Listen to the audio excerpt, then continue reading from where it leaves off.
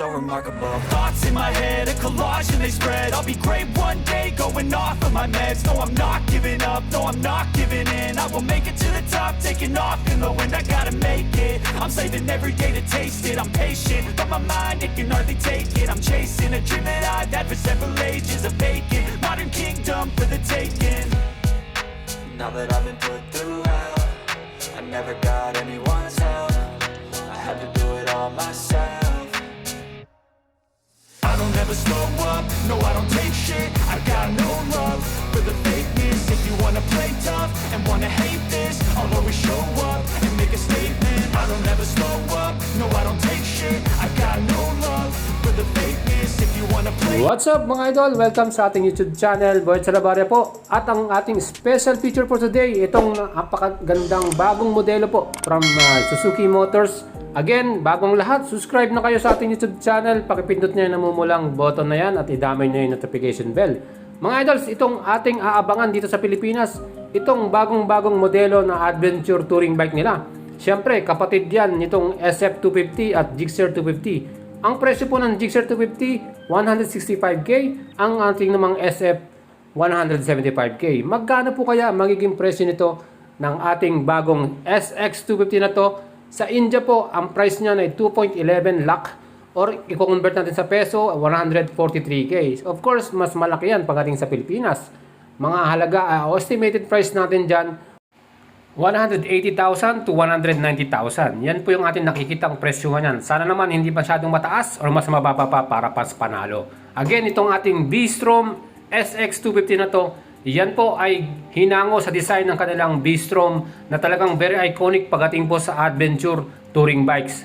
Mga idols, kita naman po yung kanyang design, halos kasing katulad na po yan ng kanilang V-Strom. Of course, kitang-kita natin na talagang napakaganda nitong gamitin, especially para sa adventure or mountain ride natin. Siyempre, pagka city ride, pwede naman din po itong ating bagong SX250 na to. Pagdating sa technology, napaka-astig mga idols. Same engine specs, Suzuki oil cooling system po ang ginamit nila dyan.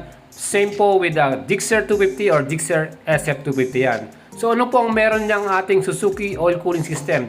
Mas excellent po yung torque niyan, pero very low po ang consumption ng kanyang gas. So ganun po ka-modern ang ating technology dyan. Maximum power po naaasahan natin dito 26 HP at maximum torque 22 Newton meters. Pagdating po sa top speed, ito ay average lamang. Pwede pong pumatak o humabol ng 150 km per hour yan. Itong ating Suzuki oil cooling system, napaka-modern na po nitong ginawa ng Suzuki Motors dito. Well, sa mga nakabili na po ng Gixxer SF250 dyan at Gixxer 250, aminado ko, wala kayong naging problema dyan. Very durable po itong ating engine na to. Siyempre yan po ay 250cc, single overhead cam, oil cool, 4-stroke, 4 valves, at yan po ay naka-fuel injection. Siyempre gumamit po yan ng 6-speed manual transmission. At pagdating naman po sa fuel tank capacity, hindi po binago ng Suzuki yan. Same pa rin po yan, 12 liters katulad ng Gixxer SF250. Pagdating naman po sa fuel consumption, yan din po ay nag-a-average na 35 to 38 km per liter. Of course, depende po yan kung saan nyo po gagamitin. Pang city ride, mga ganyan po yung average.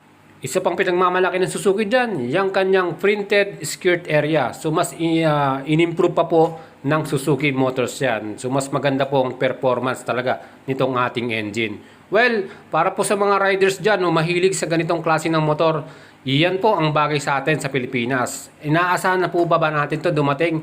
Of course, meron pong possible at malaki po ang possible na makarating yan sa Pilipinas. Dahil nandito rin po ang ating SF250 at yung Gixxer 250 na naked bike. So pagdating po sa chassis niyan, kita naman po ninyo, napakatibay din yan. At yung kanyang sukat para sa wheelbase, 1,445mm. At sa kanya namang height, yung kasama na yung pinaka-mirror, ay may sukat na 52.6 inches. Medyo mataas po ito dahil ito po ay adventure touring crossover bike. So ganun po kastig tong ating V-Strom SX250 na to. Isa pa dyan, napakaganda. Very excellent yung kanyang taas pagdating sa ground clearance, 205mm, no? So talagang pwedeng-pwede to sa mga trails. So mas maganda talaga to, especially sa mga lugar na bahain, sakto po ito. At ang pinaka-the best dito mga idols, itong ating V-Strom SX250, meron siyang Suzuki Connect Bluetooth app. Yan po ang the best dyan. Meron na rin siyang ganyan. So, very modern po. At talagang may kukunik nyo na yung cellphone ninyo, yung inyong phone call or mails and everything. Makikita nyo na yung mga information sa inyong display or sa inyong dashboard. Pagdating po sa style nitong ating Bistrom SX250 na to, well, kita naman po yung kanyang very iconic big bike na Bistrom. Diyan po nila ginaya yan. So yung mga styling niyan, almost the same. May bago lang sa mga pairings niyan. Of course, yung big design, yung iconic big design niyan, yan yung kanyang pinakatuka sa harapan. Grabe, ang forma niyan mga idols. Kung papapansin nyo po, pagdating po sa headlight nito, saan nyo po ginaya yan?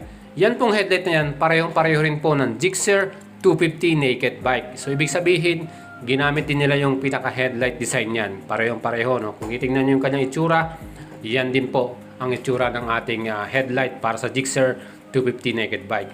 So itong ating Bistrom SX250 na to, full LED po ang kanyang mga headlight. Plus yung kanya ring taillight sa likuran, LED tail lamp din yan. So yun po yung kagandahan dyan. Pero yung mga indicators ito, yan po ay naka-ordinary halogen bulb. So mga idols, kitang-kita natin na talagang napakaganda, napakamoderno at kompleto na rin po sa mga specs itong ating aabangan na bagong adventure touring bike from Suzuki. At kung titingnan po natin yung size na ginamit at gulong sa harapan, yan po ay 19-inch wheels. Pagdating naman sa likuran, ang ginamit naman po nilang sukat dyan ay 17-inch wheel. So mas mataas po yung harapan para mas upright po yung position natin.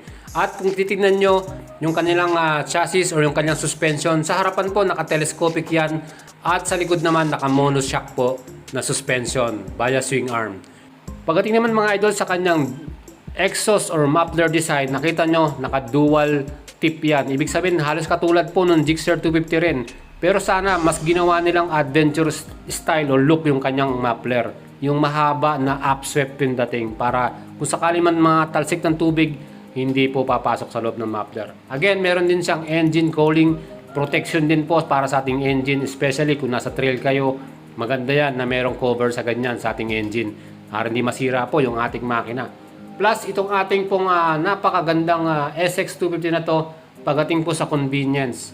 Ibig sabihin po niyan, kahit may passenger kayo, pwedeng-pwede po kayong makangkas dyan dahil na rin sa kanyang mga magagandang mga features na to. Yung kanyang engine start, meron din siyang quill switch, so mas madali po nating patayin yung ating engine. Meron siyang ganyang feature. Plus, isa pa sa pinaka-the best dito, naka-dual anti-lock braking system po itong ating Bistrom SX250 na to. Meron din siyang electric power socket charger para sa ating cellphone at meron din siyang knuckle cover protection na rin sa ating mga kamay pagka nag-ride tayo sa mga trail. Mga idols, meron din siyang rear carrier, kumbaga nakalagay na yan, nakapwesto na, lalagyan na ng box yan at yung kanyang windscreen mataas din. Perfect yan na protection para sa mga malakas na hangin At yung footrest niya, naka-rubber siya. So less vibration pag nakahapak tayo dyan. Of course, naka-separate din yung kanyang split seat So the best yan para sa ating passenger, mas komportable tayo mga idols. Meron din siyang mga accessories na available para sa ating Suzuki Bistrom SX na to. Gaya nitong accessory bar, pwede natin ikabit yung mga ilaw natin dyan, yung mga driving light natin. Plus, meron din siyang tank pad cover.